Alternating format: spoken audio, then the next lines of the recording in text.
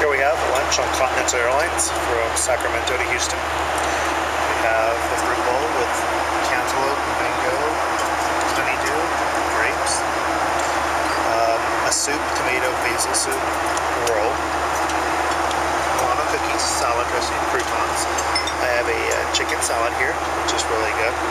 I learned my lesson from the chicken wrap. Much prefer the chicken salad. My wine glass, Bailey's on the rocks, water, mixed nuts.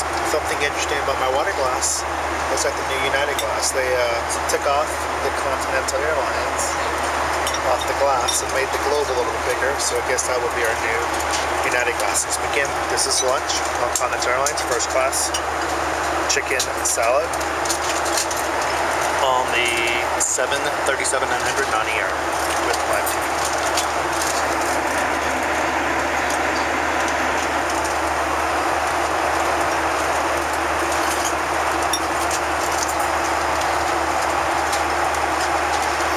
Silverware.